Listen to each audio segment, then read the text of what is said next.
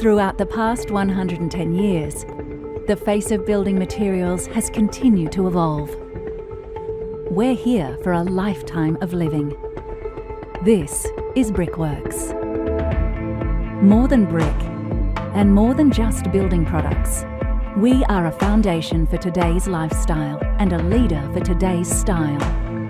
We manufacture a wide range of building products like no other. Local and international innovation, sourced from around the world to exceed customer expectations. Distinctive and luxurious products, beautiful products that stand the test of time. Building inspiration and innovation with an unmatched standing of style. This is Brickworks. Good evening. On behalf of Engineers Australia, I'm delighted to welcome you all to the Infrastructure Thought Leaders webinar on Shaping the Future of Construction. I'm Ryan Skinner, National Manager Client Relationships with Engineers Australia, coming to you from Brickworks Design Studio in Brisbane. Firstly, in keeping with our traditions, Engineers Australia acknowledges the traditional owners of the land and recognises their continuing connection to land, waters and community. We pay our respects to their cultures and to elders past, present and emerging. Before we get started, I'd like to acknowledge that tonight's seminar is being hosted with our industry partner, Brickworks Building Products. They are one of the world's largest and most diverse building material manufacturers. The company has built an enduring reputation with their customers and are loved for their innovation, professionalism and dependable products and services. As Brickworks Building Products expands globally, they continually foster and advance their products and brand, continuing to lead the way through design, style, innovation, sustainability and collaboration. With a broad product portfolio and manufacturing and sales facilities across both Australia and North America, Brickworks is uniquely placed to service the demands of the building industry. We'll now hear from Daniel Schoenwald, General Manager for Austral Masonry, Queensland. Good evening, ladies and gentlemen. My name is Daniel Schoenwald and I'm here tonight on behalf of Brickworks to welcome you to tonight's great debate. Brickworks is a proud sponsor of Engineers Australia, who we have collaborated with now for over 4 years to bring you events like this. Tonight we will hear from prominent figures throughout the building industry with backgrounds in architecture, building and construction, engineering, as well as government and policy. The beauty of this diverse group is that all panellists offer unique perspectives on the issues being discussed and all offer solutions based on the challenge as it's seen by many within their chosen profession. That in essence is the goal of this event, to bring out unique and differing perspectives on key issues, rousing discussion and creative thinking. Brickworks is proud to bring you this event and in particular discussing the future of construction with you as it resonates with our driving ethos. At Brickworks we make beautiful products that last forever. From our vast range that includes clay bricks, roof tiles, masonry blocks, pavers, retaining walls and precast panels, we seek to finely craft products that last now and into the future, just like the projects in which they are used. Our products are designed to stand the test of time, just like our bricks and ceramic facade systems, which are offered with a 100-year warranty. On behalf of Brickworks, thank you for joining us tonight, and we hope that you enjoy the conversation that ensues. I'd now like to introduce you to our facilitators for tonight's discussion. Stephen Burton, Partner for Construction and Infrastructure, and Troy Lewis, National Head of Construction and Infrastructure Disputes. Both are from Holding Redlich. Holding Redlich have offices in Melbourne, Sydney, Brisbane and Cairns, providing a complete range of legal services for clients of all sizes, including many of Australia's largest public and private companies and all levels of government. They provide solutions tailored to clients' needs, underpinned by the very best legal thinking and expert industry knowledge. Please join me in welcoming Troy Lewis and Stephen Burton. Good evening, everybody. My name's Troy Lewis, this is Stephen Burton. I'm the National Head of the Construction Infrastructure Group at Holding Redlich. Stephen is one of my co-partners specialising in project delivery. Stephen and I head up a team of 10 specialist construction, infrastructure and projects partners and 30 lawyers who are situated Queensland, New South Wales and Victoria, but also practising in relation to all states and territories of Australia and also overseas. We're delighted to be here and able to run this panel discussion again for Engineers Australia, having done it last year, which was a great success, and we're delighted to have everyone with us remotely tonight. I'd now like to introduce our panellists for this evening. Please welcome, first of all, Yvonne Pengilly. During her 30-year career, Ms Pengilly has worked in all facets of the construction industry, including trade contracting, contract administration, project management, design and development management. Ms Pengilly is also the current Assistant Commissioner, Technical for the Queensland Building and Construction Commission, having been appointed to that role in August 2019. Please join with me in welcoming Yvonne. Joining Yvonne tonight is Nick Barker. Nick is Robert Bird Group's Global Infrastructure and Construction Engineering Leader, which sees him critically involved in identifying and delivering engineering solutions for globally significant projects. Nick has over 38 years experience, fueled by an enduring passion for developing construction solutions for iconic buildings and major infrastructure projects all over the world. Could I please also welcome Simon Pacusa. Simon is a Chartered Structural Engineer and a Director of MPN Consulting here in Brisbane. Simon has over 30 years of specialist experience in the design of concrete, steel and composites for a wide range of building products with a variety of delivery and construction methods. Also joining the panel tonight will be Paul Easingwood. Paul has worked across a diverse range of sectors on major significant projects both locally and overseas.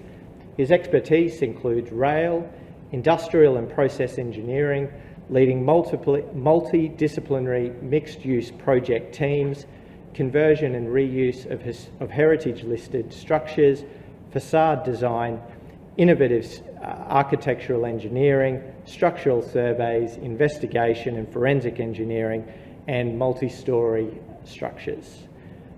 Could we also please welcome Richard Coulson? Richard joined Cox in 2000 and is the National Director of Cox based in Brisbane. He's undertaken the most diversified of portfolios of any projects of any of the directors in the Queensland studio. He was the project architect for the Singapore Management University Headquarters Towers and has extended his commercial building expertise with the Energex headquarters here at Newstead.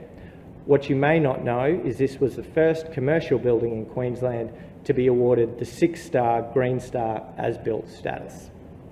And lastly, to round out our exceptional panel tonight, could you please join with me in welcoming Paul Milne. Paul is a civil engineer. He has held many senior leadership and management positions in large multinational engineering and contracting organisations. He has a significant demonstrated experience in major project delivery, operations and maintenance, and is currently responsible for project delivery across Laing O'Rourke's core infrastructure and building works, as well as its integration with Laing O'Rourke's subsidiaries. I'm sure you'll all agree with me that is an exceptional panel, and we look forward to sharing their insights, expertise and specialties with you tonight. Good evening everyone and welcome. For tonight's debate, what we will do is we will initially pose a number of questions to members of our very illustrious and esteemed panel, who will then provide their specialist comments and feedback in relation to a number of those questions. Then, following the completion of those discussions, Stephen Burton, one of my co-partners at Holding Redlich, will then facilitate a question and answer from questions that come through from the audience. If I could just please ask for any questions which you would like to send through to use the comments function, and if you send them through, Stephen will then go through the large number of questions that I'm sure we will have, and then pose a selection of them to our panel throughout the evening. I am sure with the large number of questions, we unfortunately won't be able to get to all of them, but we can assure you we will tonight try to make sure we get a very broad sample size of the questions to hopefully address as many of the topics which you send through as possible. So without further ado, I'll pose the first of our questions this evening, and the first of those questions is to Paul from Laing O'Rourke, and that question is this: a lot has certainly happened since our last great debate. How do you see the role of engineers in the post-pandemic recovery? Paul. Yeah, thanks. It does seem that every response that you hear to the pandemic involves investment in our industry, which is fantastic. So engineers are going to form a fundamental part of that, not just the engineering, the design and the building, but also they are going to be a central part of rebuilding this economy, so incredibly important. So as an industry, the challenge for us is to work a lot closer with government, and it's certainly to rebuild confidence in the industry as a sector. And one of the things we need to do is admit where we have deficiencies and challenges. And I would say productivity over the decades has not improved to the extent that it should, that it has done in other industries. You see innovation pushing ahead in other industries, but not as much in the construction industry. We're big users of energy. We use a lot of landfill. And mental health within the young men in our industry is running at levels far above industry average.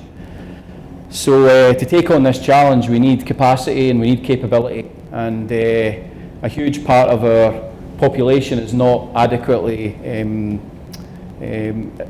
represented within the industry, and that's our females. So we still are failing to attract and retain enough females in the industry. So as engineers, I've just outlined a number of challenges there. They're not simple, but they are challenges. Because the big thing about COVID for me is it's been a terrible thing worldwide and in Australia and particularly Victoria. But if we can't push ahead and change the industry as we respond to this unprecedented infrastructure expenditure, if we can't respond as engineers in the resilient way that we can, then we'll just keep doing what we've always done and miss this great opportunity. Can I maybe throw it then to any of the other panel members for any comments, different views, competing views, similar views? Over the years, I mean, we've seen the efficiencies in industries like agriculture, manufacturing and retail. And as a society, we've accepted those changes quite openly. But to make the changes, Paul, that you're talking about in construction, it's very difficult, isn't it? They're not easily made because it affects a lot of people. It affects the environment we live in immediately. So we need to look at that. Yeah, I think that's the important part about partnership with government. It has to happen right at the central point where the funding is going to come from, and it is difficult. But we're engineers. You know, difficult's why we joined the industry, and I think we're made for taking on difficult challenges, and we should.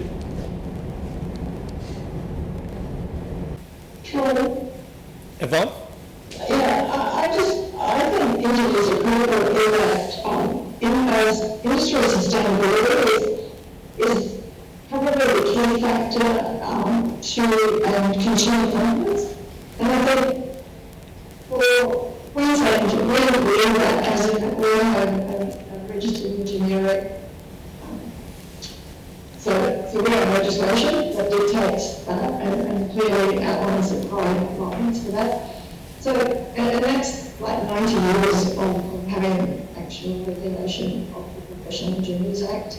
I think additionally to that, it's that by having that, the industry of engineering really is able to provide integrity around systems and structures, whether that's directly or indirectly related to construction. I think the engineer's position is always going to be around considering compliance and fit for purpose considerations. So I think that leads into industry sustainability and consumer confidence. And whether we look at it as the engineer's role in materials or structure or premises or whatever that is that they're doing, I think they have the ability to ensure that that consumer confidence is driven as we come out of kind of the post-pandemic recovery. And I just think they easily lead in the area.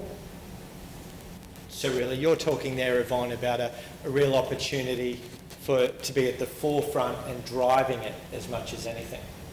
I believe so. I mean, we've got a great registration system in Queensland, and it covers all engineers, not just construction. So I think there is real opportunity there. I think we've got an inherent responsibility to set a good example as well, be it in sustainability or mental health, Paul touched on. There's going to be a lot of money put out by the government on infrastructure projects, and we can demonstrate good practice, how to use the tools we've got around us, all of the online and the BIM and the model sharing sort of elements that we've got. We can do it in an efficient, sustainable way. Yeah. So one other point too is that engineers are very good at solving problems with multiple inputs. I mean, we tend to do that unconsciously, but maybe we need to just articulate that a lot more. What Paul said at the beginning there was that we're trying to, there's all these competing things, we haven't quite pulled it all together, but we're actually quite good at that. Yep. If we actually think about that and tell other people that we're good at that. Young kids that go through uni are trained in that. That's why they're smart kids. So maybe we should articulate that a lot more to people and actually not be scared of jumping a little bit beyond our discipline or seeing other problems beneath that discipline and providing solutions. Yeah. Pushing the envelope a bit, thinking outside the box, and taking the social license, I suppose, that comes with the money that's going to come into the industry, and looking at sort of some creative ways to solve those things. People that we don't just fill formulas out. We can actually see systems and interactions and all those sorts of soft skills. And is that a message that you think is maybe lost a bit sometimes? Well, that's what we try to do as a practice. You know, I mean, there's some of the points in some of the later questions, and that's you're trying to see things holistically. You're trying to see things with all the competing things and find a good solution that gives somebody something of value. I'm quite hard on myself and maybe a little bit hard on the industry. I mean, I'm 30 years in, and unfortunately, I don't think we build that much differently than we did 30 years ago, and that's not right. And we talk about huge investment. We talk about capacity and capability, and to attract young people to this industry, I think you need to modernise, and you need to look at different techniques. And the digital engineering tools that we have now that we deploy, but probably not widely enough. Those are things that I think attract younger people. I think there are things that also attract more females into the industry as well. So, we just can't keep doing it the way we've always done it, and 70 billion plus worth of investment. If we do deliver it in that manner, I don't think that's the answer. And why do you think that is the case, that we're still doing it in very similar ways as to how we have for some time now? Because it's hard. It's hard to get it right all the time. Yeah. You've got to get it right all the time. It comes down to the materials that we use. I mean, the materials haven't changed. We're still using concrete, steel, and Clay. heavy pieces that make up a structure. Yep. Needs to be moved with other big pieces of equipment. So Yep. this whole idea of changing the way we build or change the way we design it's a big momentum thing, and often there's an investment that's required to get to a new way of building that not many companies are prepared to take. An upfront investment. Yep. No, and I know Laing O'Rourke's had that approach for many years. Invest in the way you build, And from my background with Robert Bird Group, we've always looked at ways to make design more efficient, so then you can make building more efficient. But it has to be all locked together. You can't have one without the other. Everyone has to be working in some sort of environment where we're trying to do that. And maybe it goes back to the universities even. Should the universities be teaching people to a different approach?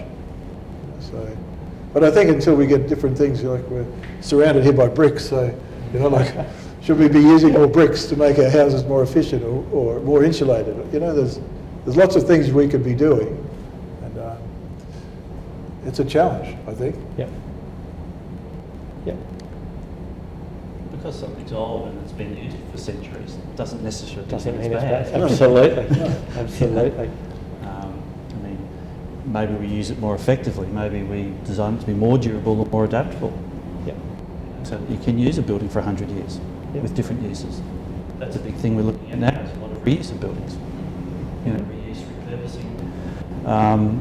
Even in retail in the last year, look at the large majors that have fallen over. So what do you do with that space? We're looking at a lot of those sorts of things. What do you do with an old target? What do you do with places where you've had lots of distribution and now there's just people instead of things moving through there? Yep. That could well filter through to commercial space. And Absolutely. We do a lot of reclap of facades which have reached end of life. Yep. But with what we've gone through in the last 9 months or so, that could be how do we repurpose that space? I don't know. There's initiatives to look at city gardens and growing vegetables on some levels, and how do we activate potentially vacant commercial premises going forward? So. Yep. Yeah. I think the point you made earlier. We at Langer, we certainly look at the design for manufacturing assembly as a process because we looked at manufacturing as an industry that needs to be copied and replicated as much as possible on construction sites, and it's certainly something that we've had some success with. And it's not just the success in the schedule or the cost, it's also the safety. Yep. You've not got so many people working on some of these high-rise and city centres working on top of each other, literally, constrained spaces, etc. So that's certainly something we've invested in a big way, and we've certainly seen the benefits of it. And some industries obviously do manufacturing really well. Like I always look at the car industry. Yeah. A bit of an example. It produces a product of the highest quality. Even an inexpensive car is still a very high quality product, and if you can take that sort of philosophy into building with more pre-assembly, you can get higher quality with less on-site labour, less risk less risks to workers. Definite flow-on effect. If there's nothing else then from anyone, we'll jump to the next question. So this one's for Simon from MPN Consulting. It is argued that the demand for reducing costs sits in direct conflict with delivering quality outcomes. What are the best means to achieve both goals? And I think this is probably a question everybody would love to know the answer for. I'm sure everybody's got a view on this. Because a couple of things, the imperative to reduce cost is real. Pressure on our fees is real. Yep. The pressure to be more efficient is real. So I suppose it depends whether we're thinking about design costs, which is what we are concerned about, or whether we're talking about construction and delivery costs, which is perhaps what Bill would be thinking about, or maybe if you're an owner, you're thinking about life cycle costs. What does it mean instead of, the building's finished, what happens in 20 years' time? What are we doing? Can we repurpose it? Does it cost us too much to run? So at a project level, I suppose, whichever one of those people is pushing hardest will probably determine the outcome. So in doing that, we then have to address all these different sorts of design issues that address each of those things. From our experience, I suppose, we're a small firm, we're about 40 people. We have used more into the digital space, like most consultants. We model share, we use digital workflows to try and streamline what we're doing, to try and control what we're doing, and also to try and supervise our younger engineers to see what they're doing.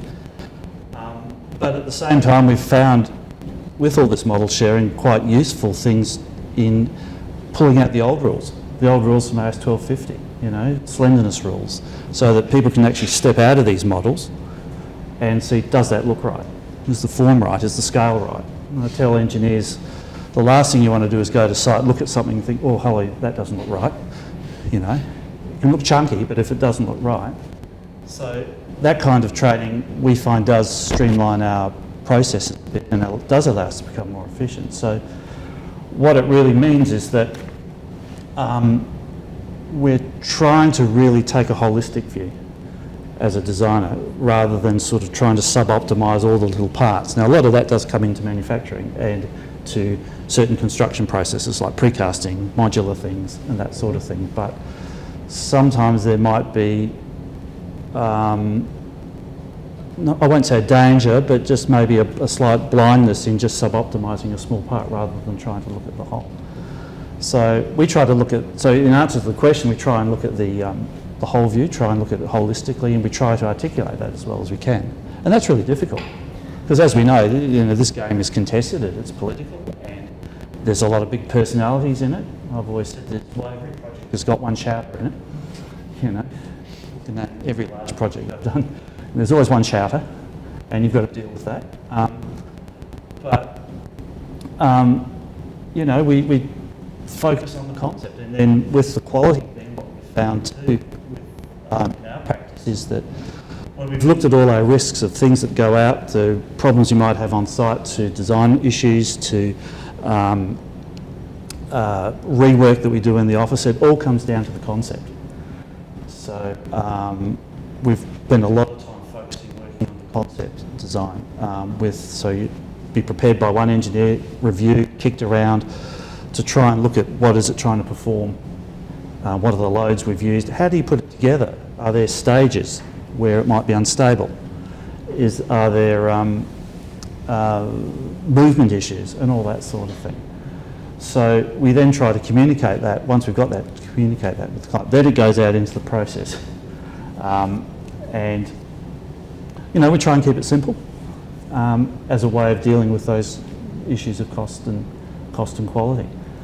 I might comment though that, you know, the reduction in costs can be a boost to innovation, or it can hinder it. I mean, it might hinder it in that you're not prepared to take risks, or it might force you to find new processes and methods. That's a bit of a two-edged sword. And just on a purely selfish note, I might comment that, you know, engineers help that process, or don't hinder that process by our fee cutting, you know, and we're all guilty of that, you know. So there's a lot of those sort of competing issues, but I think focusing on the concept and trying to look at the totality of it, and then trying to argue that is the way I see of answering that question. Yep, fantastic. Thanks, Simon. Other comments? I'm sure everybody's got many views that could go on for some time on this topic. I think the production in 3D modelling has really been a quite transformative piece since, you know, probably people of our vintage graduated from university, and it's certainly the case that it allows you to produce quite fantastic things with less people involved, and there are efficiencies out of that. But the fees involved in for the designers as architects or engineers, compared to the total construction cost and the whole of life cost for projects, are minuscule. Yep. And fantastically minuscule when you compare them to, say, percentage fees that someone might get for selling a building that you've just designed and spent Putting 3 a deal years together. to make. So, like, they're quite different things, and sometimes the challenge is is when you easily create these things, think that the production is the outcome, but it's the thinking that's still the fundamental part that we think the service consultancies can provide to that. We need to make sure that we don't lose that, and somehow we have to continue to encourage clients to understand that thing. For us as architects, unfortunately from time to time we use that fantastic capability of this modelling. Instead of making a more efficient production process, we just assume that we can make crazier things and that we can sort of document them in a way. And so from time to time, I think for us the responsibility is to work out what is the best way to use these tools and better outcomes, considerations of sustainability, considerations of manufacturing, delivery and things. So rather than all of their possibilities, maybe a subset of those possibilities. I think we spend our whole, probably a big part of our careers in that triangle, trying to balance cost, time and quality, and it's not easy to get it right and meet customer expectations at times. The one thing I would support wholeheartedly is that if you invest up front, and it maybe feels like a cost, but where the industry works together, we're talking about architects, we're talking about engineers, we're talking about contractors, when you use the tools that we've discussed and we work collaboratively, then I think the cost, although it's an investment up front, I think you get a better out-turn cost, and I think the quality is looked after because the thinking's gone in at the start. So it is a challenge, but for me, the investment at the front end is the thing that really delivers the cost target that you're looking for at the end. So that would be my observation. And a sensible procurement method as well to try and allow that to happen. I think I would probably touch on that later, but that's key. There's a drive to try and save the minuscule design costs up front, or slice a little bit off them, and push it down the line to the contractor during the build stage. And it's a false hope really to achieve anything there. Sorry, you were going to say something, Yvonne? Sure, I think over the years, if we all look back, it is an upfront cost that keeps being considered like a burden. And I think if there was an understanding by the end user and the clients of like whole of life consideration, which I mentioned, but also that is it that the designer group don't sell that strong enough that, an end user or a client, they want a fully compliant building that they can then have full confidence in, that has assessed it against all codes. They want all that, but then is it that the designer group are not selling that strongly enough to state that there is a benefit realisation in that at the end? And I actually wonder if that's not where, as a weakness, the industry hasn't gone. And I do say weakness because I think it is something that, if we all know that something's planned right up front, and a lot of times, I would say cost sits in time. People see time and they're worried about time. If you spend the time at the front of the project, then a lot of your issues as you go through will have already been resolved. And I do think that there is benefit in the design group and in the entire design team selling that to clients strongly. Could I play devil's advocate on that for a second, Yvonne? Is it that maybe the designers, the architects, the engineers, etc., aren't selling it enough, or is it that there's maybe an education piece for the end users as much as anything? Now you might say those two things are a distinction without a difference, but I probably view them slightly differently.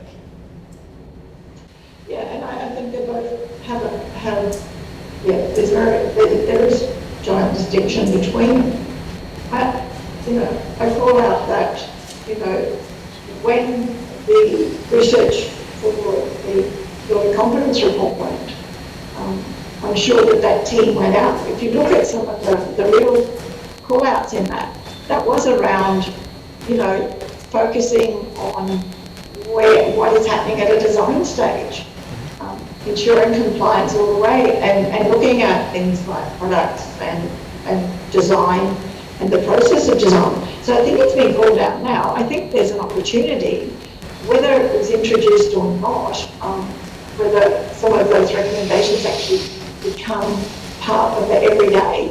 I think this is an opportunity because that report really gives the designers an opportunity to say this is a really, really important part of our industry, and this is the starting point. This is the foundation, and I think that's the Yeah, and that really ties back to what we were talking about in our first question, that it's an opportunity for the industry to really drive the future and the move towards a big, strong focus on that quality element.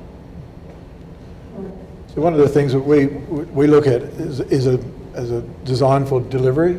It's one of the philosophies that sort of underpins everything we do at Robert Bird Group. So it's always been front and centre to what we do, and the interaction is then with the consultant team and the contractor as early as possible. Yep. And I think by having that conscious look at how this project can be delivered, and often that requires a deeper understanding of what's available, you know, what's the workforce skill level, what materials are available, you know, what's the financial structure of the companies that are trying to deliver these. And unless you do look at it holistically and bring all of that methodology together, I think you really can't get the efficiencies that we're talking about. Yep. You know, because I was talking to a fellow today, many years ago we did the redevelopment of the Adelaide Oval, and he said it was immensely complicated job, but it was a stadium that was built in 2 years.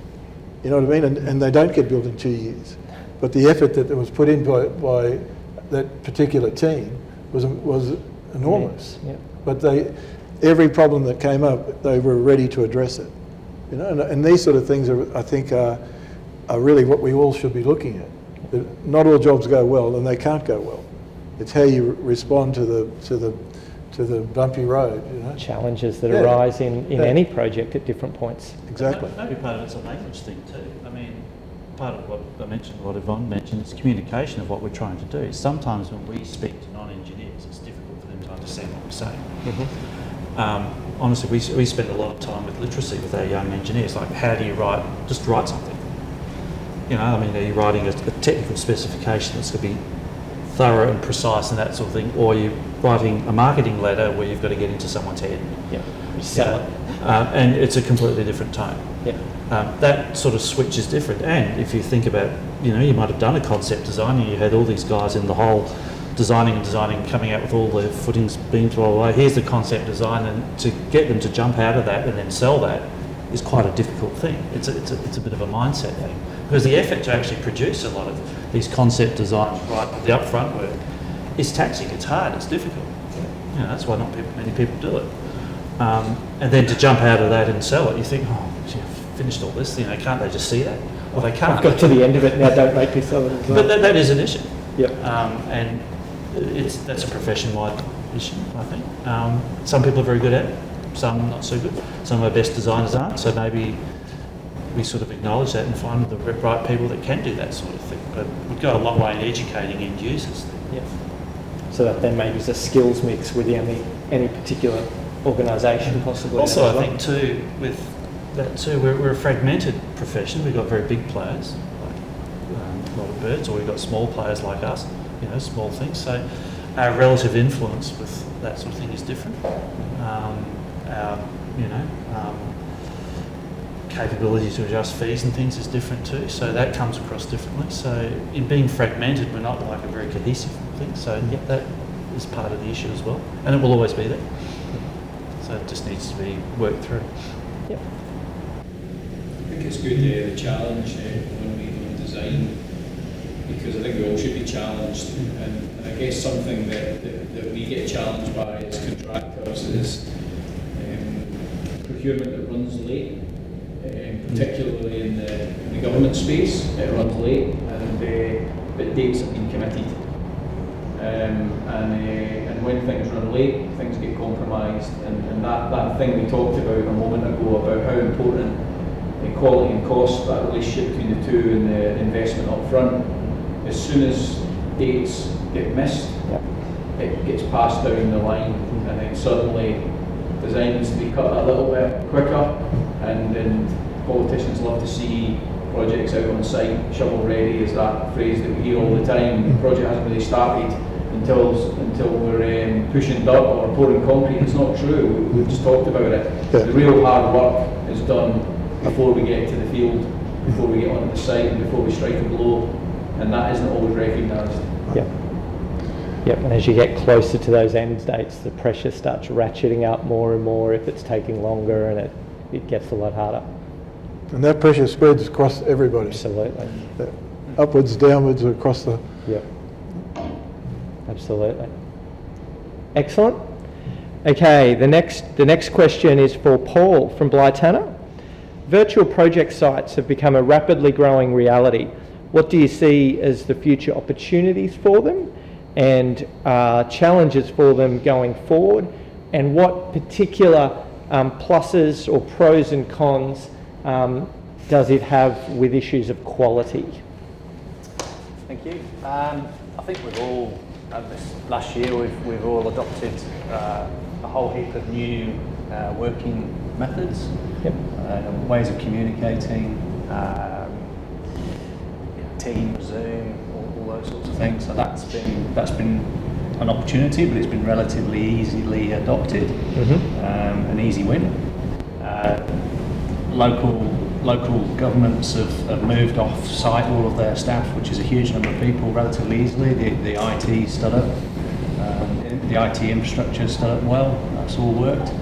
I think the real opportunity is beyond the virtual space, but also how we work together as an industry. So architects, engineers, builders, clients.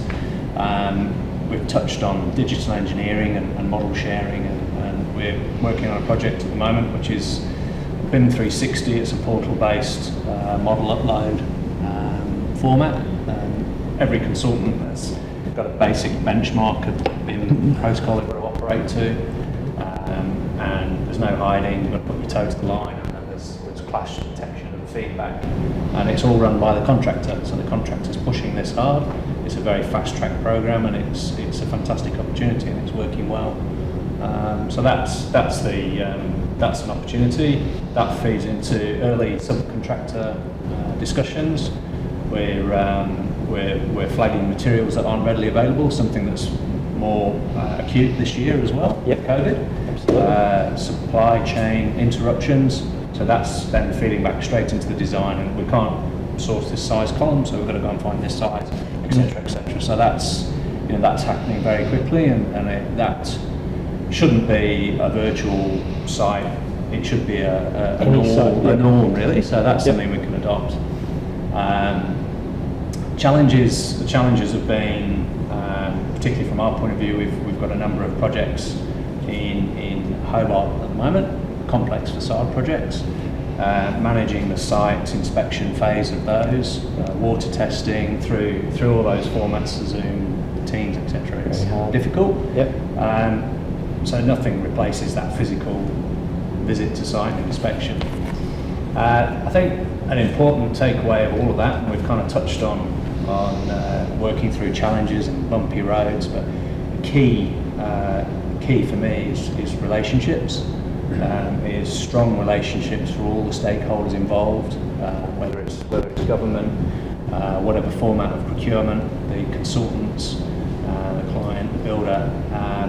That basic relationship is supported by a virtual world, but it's face to face. It's sitting down and sketching through ideas and drawings. At the same time working through challenges and issues as they arise, and they always will. So all of these virtual tools fit around that and support that, but the key is the working relationship, I think. And do you think that's harder through the virtual sites, or do you think we've all, over the last little while, become pretty accustomed to it and will be easier going forward? As we've mentioned, as a few other panellists have mentioned, we're engineers and architects, but we are predominantly conditioned to solve problems. So if we have to adopt a new technology to solve a problem, we do it readily. So it's not a big hurdle, something you might have to work at a little bit harder to talk to everybody in the office and go around and have a conversation on Teams or whatever format. But the key thing is that you're relating and you're talking and you're communicating and you're solving problems. That's the key. And it's not just restricted to our profession. There is a value in the face-to-face. Zooms and that is good. I mean, even before I came here this afternoon, looking at a job just around the corner, had to arrange it so that people who were normally out on alternate days come in on the same day so they can do the job. Sorry, right. So, yep. So you've got that interaction. So yes, we can manage that and adjust it and all that sort of thing, but I don't think that could ever be replaced. It's a big statement, I know, but there's still something human about scribbling on paper.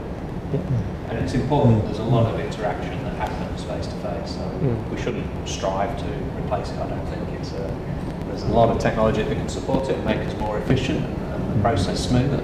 Yep. But it's a key, it's a very fundamental part of what we do. Yep. And that'll be a question with AI in 10, 20 years time. Yep. Which is a question I know has been coming through as well, so we might get to that at the end. It's a little bit cultural too, this contact on projects, because we've got an office in Hong Kong, and Hong Kong probably was as prepared as anyone in the world for a pandemic, having dealt with SARS for 10 years. So that the attitude there on most of the projects was that people would be on site, that you'd be there, and you might have a mask on and you get your temperature done and you get checked and all, but there was a real idea that you were face to face as much as possible.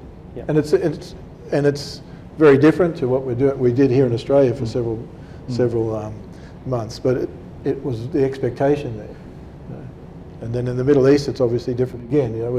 Where the pandemic issues were stronger, the virtual design delivery was really the only way projects were moving forward.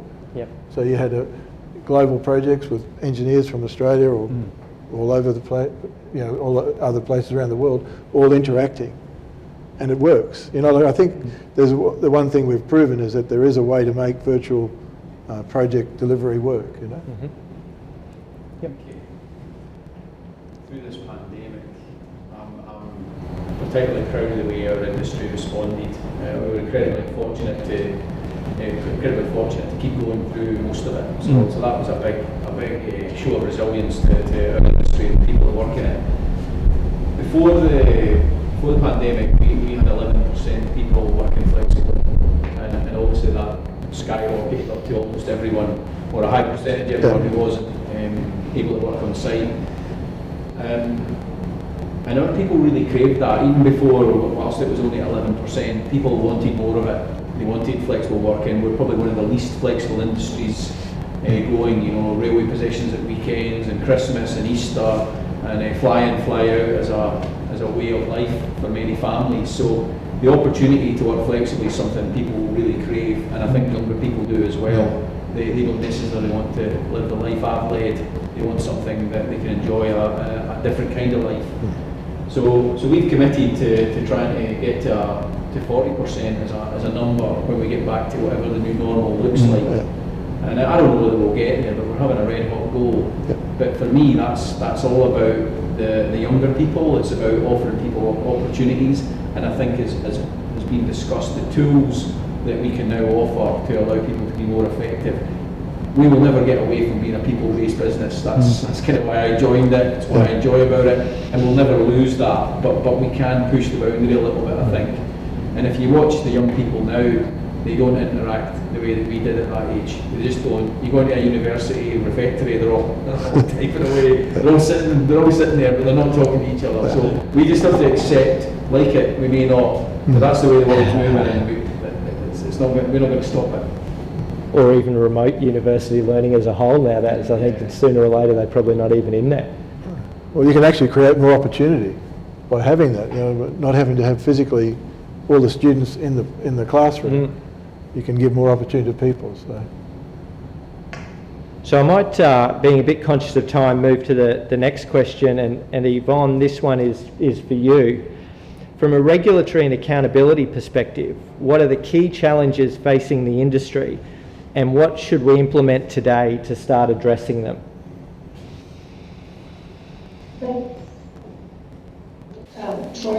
I actually think our key challenge is community confidence, and I think community has lost some confidence in our industry. That trust by consumers of what they're purchasing is not only compliant with the codes and the legislation, but that it responds to the perception of what the clients now see as value for money.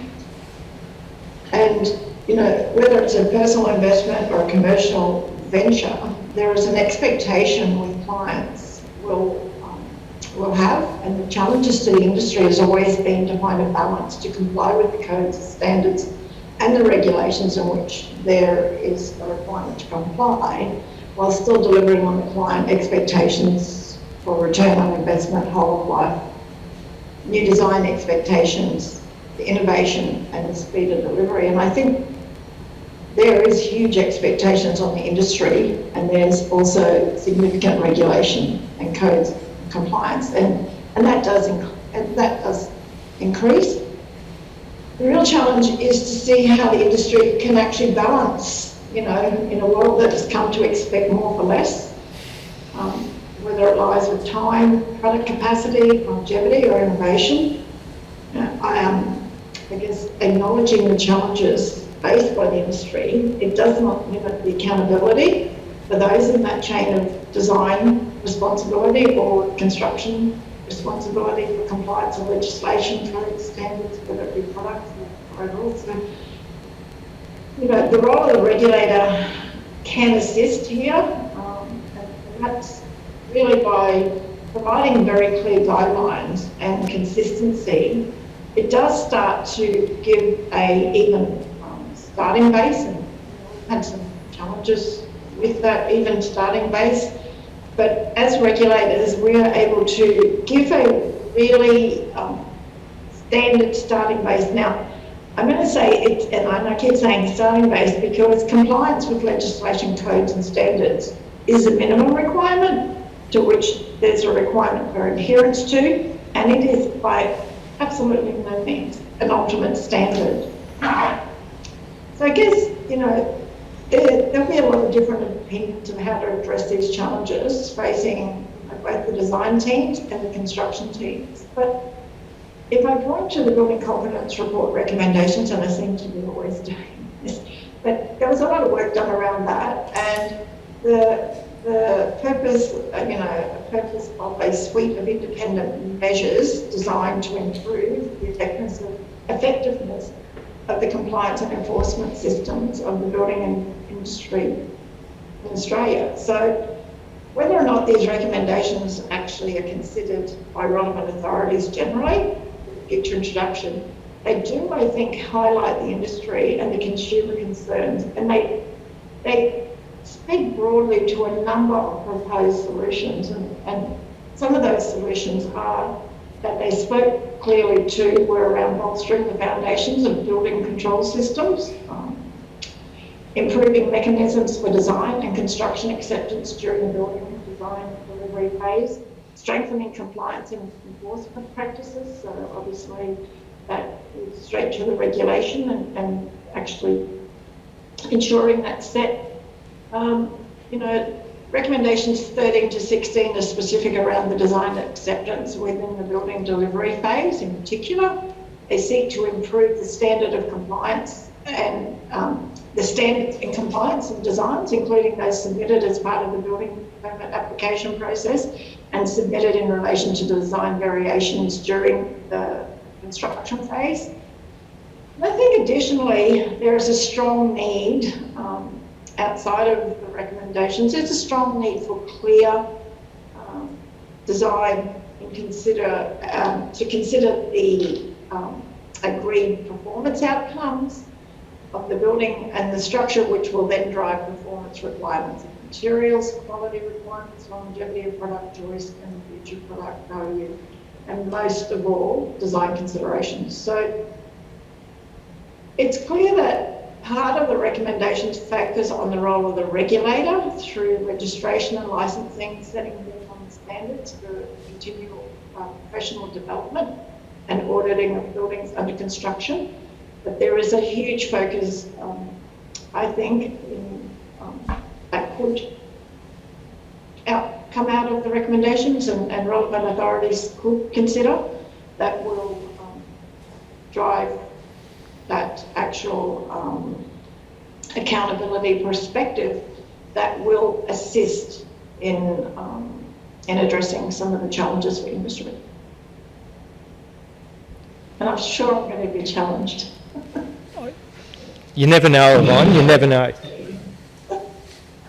Are there any comments, thoughts from the panel here with me at all? You might get away with it, Yvonne. Oh my, I can't believe that. Does that mean that they all agree with me? I'll let the six of you take that up at a different time.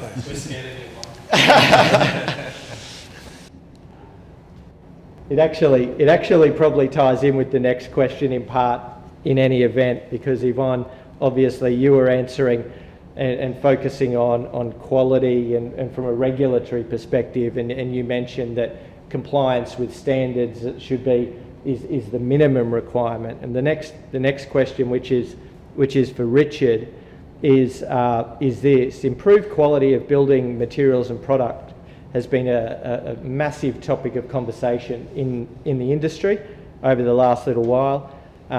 What strategies, and here we're not talking regulatory and accountability, regulatory strategies, could be implemented to ensure improved quality outcomes? Yeah, thank you. So when you say that, I expect many listening will immediately think about particular materials and probably fire combustible materials when we think about these issues, and it's a really large mess that the industry is sort of working through, and unfortunately it's involved significant tragedy, and it's possibly that tragedy and the critical nature of that may be able to recalibrate some of the thinking about selection of materials. Certainly will take a long time to work through, but it does it does focus on the little dance that happens in making of buildings, I think, between client and client expectations, product suppliers, specifiers, and maybe the architects or the engineers, and the contractors. Mm-hmm. And it can be quite torturous getting to something that is, a value outcome. And then there can be other subsequent dances after selections are made. And I think, we're talking about considerations of how the overall project delivery might affect some considerations of materials. Mm-hmm. I think there are responsibilities for all parties, certainly from the architect, specifier, or engineer. It's really to understand at the heart of what these materials are about and to be quite clear, and the onus is absolutely on the specifier. There's been goodwill, there's been bad will, there's been misunderstandings, there's been vagaries, and from time to time there's clearly been substitutions of materials that have misled all parties. But I think there is an opportunity to think about what it is about, what is the role of the architect or engineer, and I think it has, certainly in our industry, focused on what it is that we're doing, why we're doing these things. It's been able to make us think about considerations of sustainability, other elements that might be involved in material choice, moving beyond just value and moving beyond an expression of materials or facadism, and looking at more deeply about how these things go together. So not necessarily an answer, but identifying the challenges that we certainly face. So with material selection, we've now got analysis capability to look at materials quite differently, to find out how much more you can get out of them, and I think that can change our approach to design. Yep. Most of the approach from the structural point of view is about performance and compliance, for regulatory requirements, that you've got to meet safety requirements, you've got to meet vibration requirements and deflection, and that's a big part of it. But you can also look at how materials are used structurally and compositely, and these are sort of things we probably don't have time in any particular project to actually evaluate. It's almost like you have to have this continual background of research and happening to push the boundaries so that you're ready for the next change. But not many people, and we're not really building buildings very differently in this environment than what we did 10, 20, 30 years ago, and we're not building the buildings any quicker. So where is it? Where do we go to make this change? And is the change going to be built around people accepting something different, and that's the other part. The expectations of people about performance of buildings are rising all the time. They don't want buildings that are hot. They don't want buildings that don't have good views. And I think, as much as we're saying we can't build as quickly, we're building differently from the type of building or the outcome for the user, but we could be doing more. And whether regulatory measures make that happen, or whether it's the demand from the public, or it's a government initiative, it's a very difficult thing to make the change. And I'm not sure when it can happen. Potentially interplay across all of those factors, maybe. Well, it really does need that, and who can drive that? Troy, one of the things we know is around boundary conditions and what are the boundary conditions of that? And if the understanding of a product is its conditions of which the product has been tested on the bounds of where it can be used, that allows that there's a repeatable construction without use, and areas that,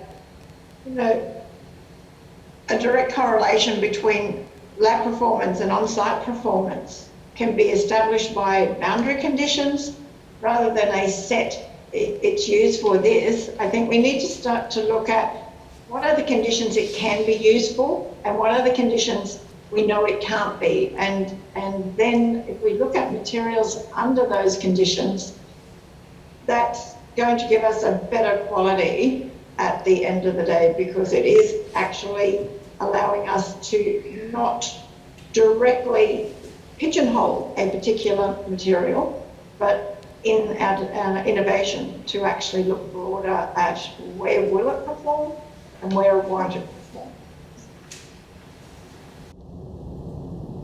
Any other comments, thoughts from the panel before we move to the last of the set questions for the evening?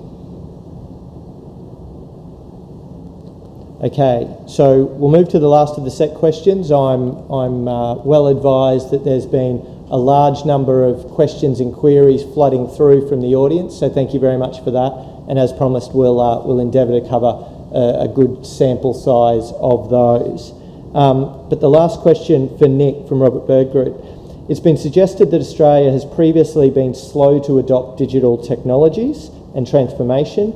Do you think that this has or is changing due to the impacts of COVID-19? Well, I think it's quite an interesting question, because it's something we've all evolved through this period. We've grown through this idea of digital transformation because we had to move that way, because of the remote nature of a lot of the projects we deliver, that we adopted these things as an industry. Engineers, the engineering construction industry, adopted it very quickly, and we moved through it. So whether Australian society has adopted it as well as they should have is probably harder to really put a definition on. But I would think that it's a measure of how well we have adopted it was the fact that when COVID came in and the need to work remotely was the only way the economy could keep going, was that most businesses adopted it very quickly, and most workers adopted the opportunity to work that way for the benefits that they were given, and the fact that they could spend more time with their family was a real bonus for a lot of people. So I think the Australian economy in its own way was very resilient because of the adoption of digital transformations that had occurred over a long period of time since the early 90s, and that when COVID came, we were ready to respond. And I think we really picked up and ran with most projects to keep them on track. And we found that we're involved with a large infrastructure project here in Brisbane. There was a lot of concern because it's a big government job that we wouldn't be able to meet the requirements of the design. And we actually exceeded everyone's expectations and the program because we were prepared to adopt this digital transformation or implement it. So I'm very confident that we're on the right track. We found it a lot easier than we thought it would be. Yeah. There was this terrible catastrophe at the beginning, and it also has forced us to deal with some of the working flexibility issues that Paul's talked about earlier on. And we sort of, well, for our organisation, just sort of reaching that sort of hybrid type of model, which is working with people, and it's probably becoming more productive. Nothing like a potential crisis to make us address issues that we were happy to kick down the road. Well, we need that occasionally. Yeah. We don't need the pandemic, but we need the ability, sometimes the ability to adapt our practices and find a better way. Some good comes out of it. I don't think we've been slow. I don't think Australia has been slow typically to adopt. I was hoping someone was going to have a different view. Yeah, I just don't think. I've spent approximately half my career in the UK and the last 12 years here in Australia, and I don't think Australia the industry here is any slower in adopting technology. As Simon said, we've had to do it because of a set of circumstances, and it's happened seamlessly pretty much, and we've responded, and it's the only way we could keep going as individual businesses and as an industry. So. In my mind, there are two answers. One is that we're able to make buildings now with these technologies that we couldn't have conceived of 25 years ago. Yep. Think about the Queensland Country Bank Stadium, and every element of that building was analysed to make it more efficient. So 25 years ago, all of the columns might have been the same dimension, they might have been the same height. We've used computer technology to make sure all of those are working at their most efficient, and it's created the outcome that there is. I think on the other hand, though, is the consideration of disruptive matters, and that's where you think you're doing the greatest thing you can do, and then all of a sudden from out of the blue comes a disruptor. And I think our industry is susceptible to those considerations, the way you might think about taxi and Uber. We haven't had that complete shift in terms of delivery of construction. So although our design and documentation is a world apart from 25 years ago, as we've discussed today, the making of things is almost exactly the same. And so there is that potential opportunity and also threat to the way our industry works and the way things are built. It could come from out of the sky. It could be these ideas that concrete trucks come around and pump out buildings and they assemble, on site by the press of a button. These things are out there. They might be challenges that we faced and could be tomorrow. Yep. Yeah, I think there's been an upsurge in the use of the tools during the pandemic. I think we've certainly used a few new ones within Landlord Work, and they've been fairly successful. Good uptake really early. And I'd probably argue that some of the existing tools we've been using, we probably haven't developed. 3D modelling, 4D modelling has been around for a while, but are we as an industry using it as efficiently and as widely as we could be? Probably not. And there's development beyond that is obviously out there in the market at the moment. I think the other thing that's come as part of this is just some of the simple digital changes. I'm not saying the contracts instead, that's all being done digitally now. I don't think we were doing that as much as we certainly are now, and I'm sure every business is the same. So little simple things like that have played in now and are actually now normal, although they weren't 6 months ago. So I think we have incrementally improved, but I suggest there's still some way to go. Yep. If there's no other comments on that topic, I'll now hand over to Steve Burton to come and pose a sample of the questions to the panel that we've received from the audience. Thanks, Troy. And the reason we do it this way is because with an audience this big, what we've found is that it's difficult to manage the influx of questions whilst trying to do the panel discussion at the same time. And it has been the case tonight that there has been a number of questions that have been received during the panel's discussion, which is great. It shows a great level of engagement with what everyone's been saying. I think there's some recurring themes in those questions. I think the top 3 recurring themes are environment, AI and COVID. I think probably no surprise based on what you've been talking about. I should also say keep putting those questions through, even though we said do it as the panel was talking. I think people are naturally conditioned to ask more questions during the Q&A part, so keep sending them through and we can look at them as they come. But dealing with those themes, and perhaps I'll start with AI, and I might ask Paul Easingwood about this. I think it picks up on some of the things Richard was saying in response to the last question. There are two questions here. One from Mario in Western Australia and one from Brendan in New South Wales, and I think they show the spectrum of concern about this particular issue. There's two questions, they're really the same, but they're asked in a different way. Mario says, do engineers have a future in an increasing automated and artificially intelligent world? And Brendan asks, how long until AI takes all our jobs? So really driving at the same issue. So I just wonder if I could get your thoughts on that. To answer both questions, the second one first, I don't think we need to worry. Yes, there's a place for AI and there's a place for increased digital assistance in what we do. Simon touched on this earlier. There's also a place for a big place for experience, project experience that you pick up through your career. To stand back and look at a set of drawings and a design and go, actually that doesn't look right, or we can do something a little bit more efficiently here. No doubt AI will come into, and we have links, two-way links between design models and documentation models, parametric modelling, and there's definitely efficiencies and there's a place for all of that. But there's also no replacement for experiential judgment or a judgment call on a particular issue. So I think, it will all meld into a combination, and some projects will be more suited to a almost fully automated design process potentially, but other projects, rehabilitation, heritage, adaptive reuse projects, sustainability, looking at different material options. There's a lot of thinking we do as engineers without realising what we're doing. A lot of decision making as we go.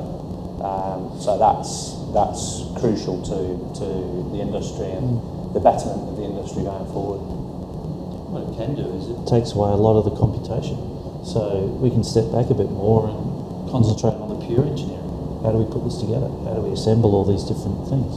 In a sense, it's a bit medieval.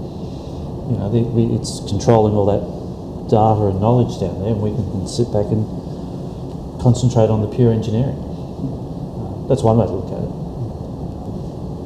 What do you think, Richard? I know as a lawyer we get asked this question all the time, and we always tend to respond with, no, it'll be a long time before the lawyers will need to be replaced with robots, and we can kind of get accused of being a bit protectionist, and that's not really the reality. Do you think that the robots are coming in anytime soon, or is that a bit overblown? I think there will be some sense of that. I think probably at different ends of the scale of projects. I think the parts that we have relatively little input on, architects are often only about 5% of the residential projects in Australia. So I think these simple, notionally simple house and land solutions is really going to be some, I think, automation considerations about how those things together.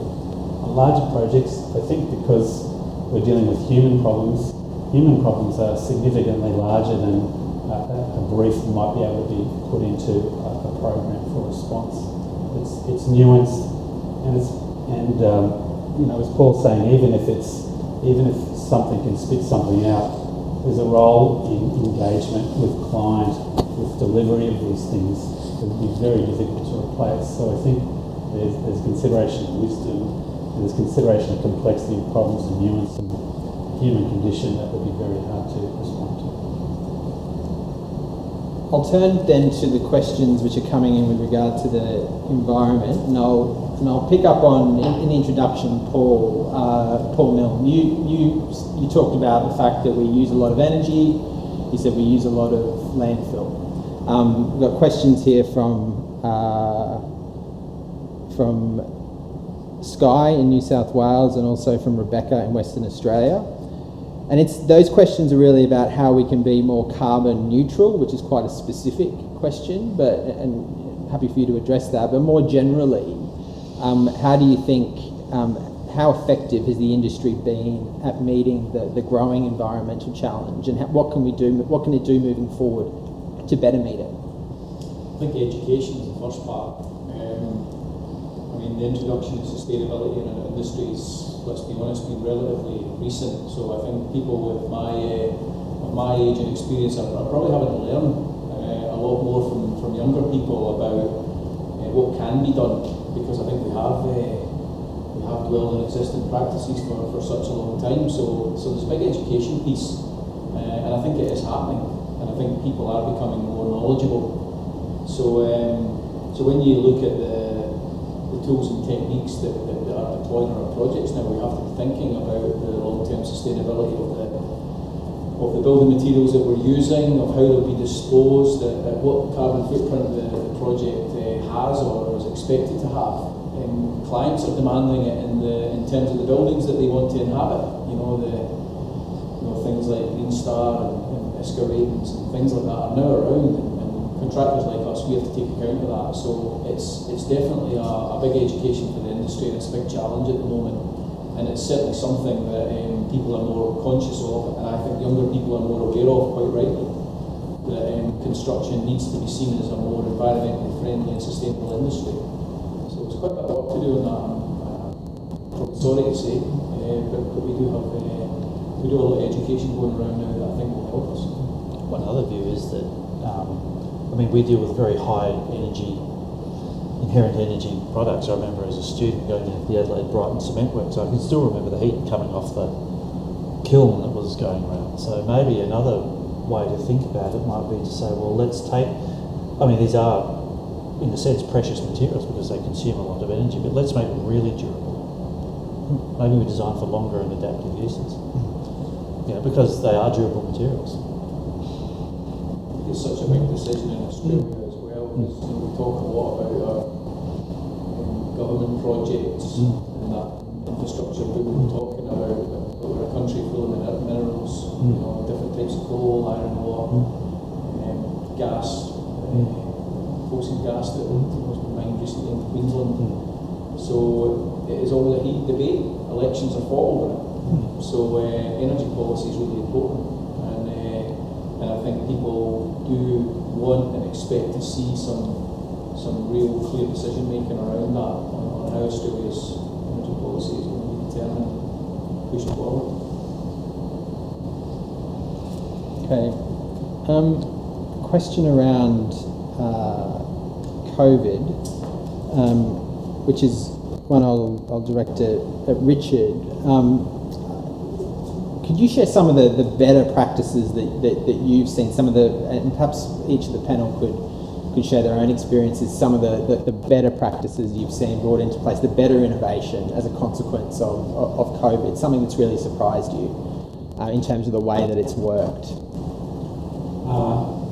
Well, if I think about the sort of the Zoom world, I'm sure we're all aware of this, but the ability to share a screen collectively and everyone looking at the same thing, the ability for everyone to participate and engage in the making of something, has really produced a buy-in and a cohesive relationship between client, contractor and consultant team. So that even though we may be in separate rooms, it seems to me from time to time that we might be all looking at one thing much more closely. So that's one thing. What about other people on the panel? It hasn't really surprised me, but it has been very well adopted. That the only way you can participate in a project of any scale now is to be on a virtual COVID because of COVID, on a virtual platform. And it's working. I can't see any way that we're going to change this, and it's a kind of a democratic process because a lot of people get a chance to talk about a design that normally wouldn't, because you wouldn't even be in the room because the room's not big enough. At some of these meetings you might have 30 people participating in a design process. So I think the impacts have been very positive from the point of view of how we've addressed the impact of COVID-19.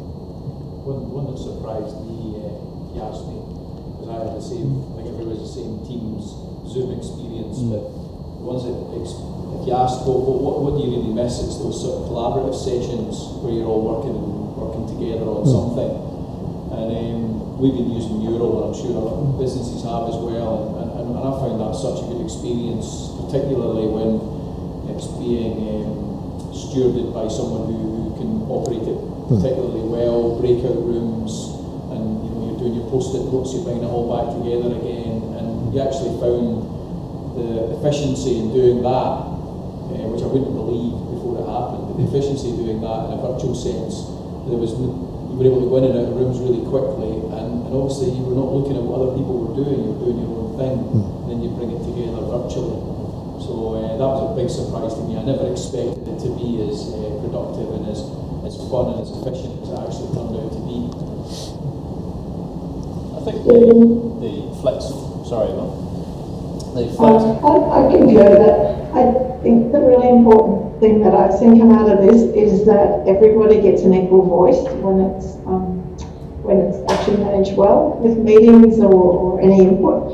And there are a lot more people at the table. You might just have taken one person to the table, or you should take 2 or 3 to the table, and you can be across Australia or across the world, and it can still have input. So I think there's been real benefit in what's come out, in that you can actually work much better as a team because more voices are heard, not just the loud ones.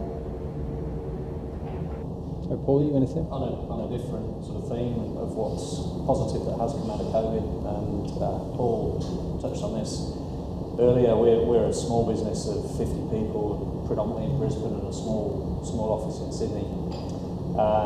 But the ability for people to work flexibly away from the office and use all these tools, and we're all broadly of a similar generation, so it's more the younger engineers, younger people in the office that have grasped this opportunity, and it's now a hybrid system of in the office and out of the office, and it's working really, really well. It's a real positive, and it's a zero cost almost to the business. And it's a definite benefit. So I think that is a positive we should keep hold of, and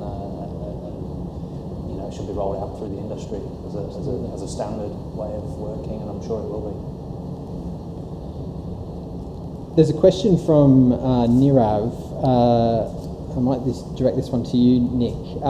He says, engineers, architects and designers are not necessarily good delivery managers. How do we create a better awareness of project delivery issues in this group so that projects can be delivered more efficiently? I mean, that's a very good question, because often we get, as engineers, or you get bound up in some of the smaller detail rather than the bigger picture of delivery, which is why as a company we've always had that focus. So you really have to have, within any of those team environments, you need to have someone who has the capability to pull together a design team.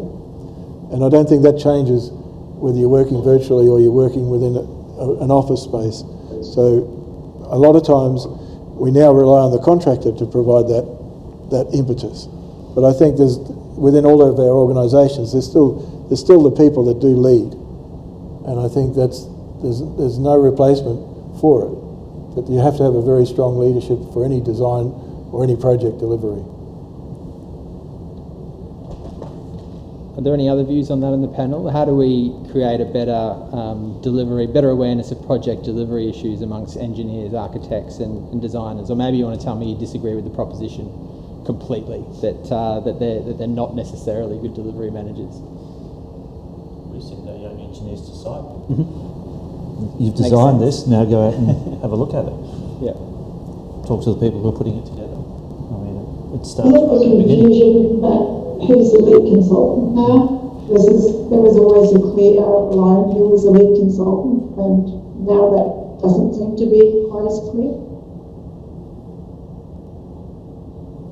I think the question, if I understand it, is about project delivery. I think it's around practicality, from what I can gather. I think what's being suggested is that there's a lack of awareness of some of the practical issues on site, and sometimes that can get in the road for engineers, architects and designers. There's a lack of delivery of projects and project delivery issues. I mean, I think when we're at our best as an industry, we've got a blend of skills within the teams. Those that understand design, those that understand architectural issues, and those that understand how to build. Certainly from our perspective, and we're more a contractor, the best project delivery people we have in our business know about design, know about completions and documentation and quality, as well as knowing how to build something. And certainly it's that broad plethora of skills that we certainly try to develop in our project leaders, and I can't imagine that's any different. If you have to deliver a design, I'm sure it's the case where construction experience is relevant as well. I'm reminded of actually something that happened at Langer Rock, where I think Langer Rock took the position to say architects are different to engineers, are different to contractors.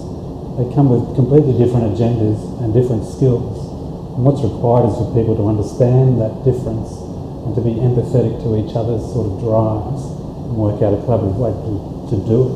So I do think it's the case that, we do have a different skill set and sometimes a different innate understanding of things. So this idea about a human relationship, an engagement and a collaborative sense where we're all working together for a single outcome, and sometimes project delivery methods are anathema to that, is a really important lesson, I think. We try and get all of our team to understand their views aren't precious and singular and the only driving thing that's appropriate for a project. I think something that made me think as well, I don't think it happens as much as it did, but certainly when I was a young engineer in the UK, to get chartered for a contractor, I had to go and get design experience, and I couldn't get it with a contractor, so I was reciprocated into a design organisation for a year, and obviously those moves were reciprocated where designers would come and work for a contractor for a year, and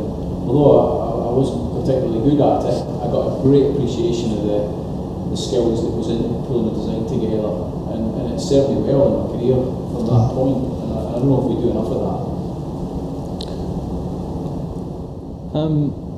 A question here from Rivin. He asks, with this era of innovation and technology, what does the panel think about having a design team on one side of the globe and a construction site on the other side of the globe? How effective how effective do you think this could potentially be? Is there any room for this? Is there anything like this happening at the moment? Maybe start with you, Paul. Yeah, definitely. We've got a minor involvement with a UK consultant at the moment for an infrastructure project in New South Wales. It's the tools are there, as we've talked about and mentioned earlier in the evening. So it's perfectly feasible. It can even work to the benefit across time zones. You can have continuous design.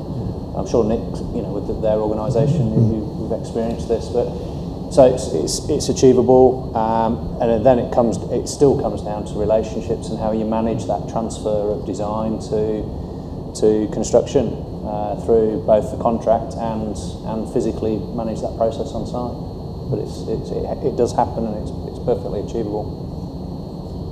So one of the things that it allows you to do is to leverage the benefit of experience, because you can use the experience of someone in your London office to deliver a project in Adelaide using the labour force in Hong Kong, and it all does work together.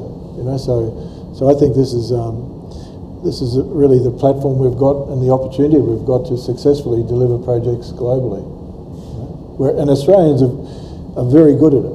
I mean, there's a natural sort of ability that Australians have to get out and solve problems. And I look across the teams that I work with around the world, we do stand out. I mean, there's something about the way we approach things, the way we're trained, and the confidence that we go into projects. It does make it's real and different. Do you think we're effective as an industry at marketing ourselves internationally? Well, it's interesting. I was doing a project in Kuwait. In Saudi Arabia, and the guy said, "You don't promote yourself enough." And you think, well, in amongst what you're trying to do, you sometimes lose sight of the fact that you should be pushing our barrow a bit more. But it is a problem we do have. We don't realise how good the work is that we're doing and how relevant it is globally. So we can do more. Just got to be more confident.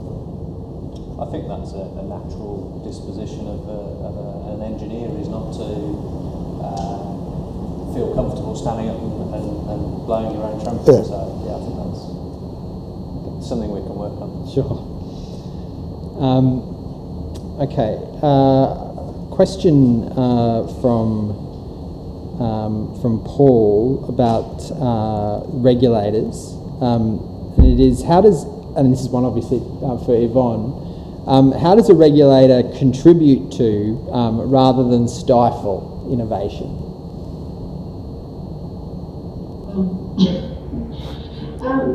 I actually think by setting clear guidelines, and I think if people, and there's always the consideration that it's perceived to be a stifling, but I think when you set and the regulators don't actually set the standards, it is actually a team that work on standards, and it's the ABCB that actually set what will be the NCC, and many other people all contribute to that, and that's industry. The regulator's job is really to regulate what has been able to create it. But how do they do that fairly? I think it's fairness. I think it's that procedural fairness has to occur. It's setting clear guidelines of expectations, and that an industry understands that. I think when there's not a clear guideline, it's hard to work with that. So I think the regulator's role is to make sure there's a clear guideline. Sure, thanks Yvonne. Does anyone want to touch on that, or are we still everyone too afraid of Yvonne to talk about the regulator stifling innovation? I'm happy if we leave it there. I think I'm conscious of time. I'll ask one more question, and I'll direct it to you, Simon. It's about it's from Mark in Western Australia, and he asks, do you think our engineers in their roles provided with enough room to innovate day to day in their day-to-day jobs, and how could this improve potentially?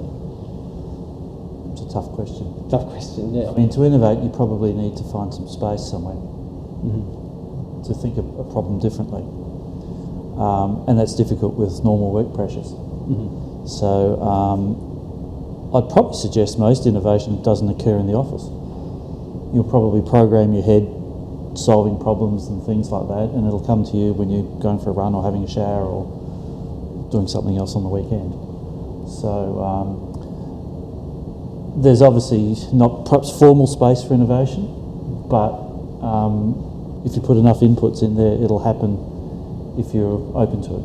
Sure. I don't know if that answers the question.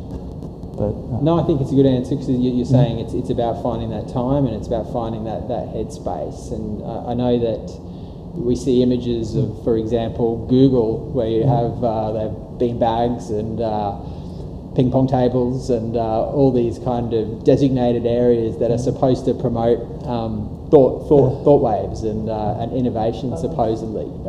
I think it's usually when you're doing something else, because you'll see something else that may trigger a connection. I mean, in innovation, I suppose, is finding a different pattern. So you're getting some input to find a different pattern or a different way of assembling something, or a different way of looking at a problem, or something like that. Or maybe you even realise that you're solving the wrong problem. Thanks.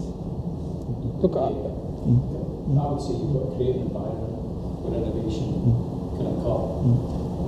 And I think one of the challenges for this industry at the moment is a lot of companies aren't making money, and that might not be interesting to many, but when you have an environment where cost is so important and companies are struggling, then everybody just gets pushed a little bit harder, and there is not that environment where people have the opportunity to think where companies have an opportunity to invest, and where our younger talent is given a bit of place space to think and a space to think, where you're on a project that's up against deadlines and really difficult cost pressures, and that's where a lot of our industry has been. Adversarial contracts, disputes, and what they see is the people they aspire to be spending half their time with lawyers and discussing claims and projects that have gone too long, and companies going to the wall, which has happened.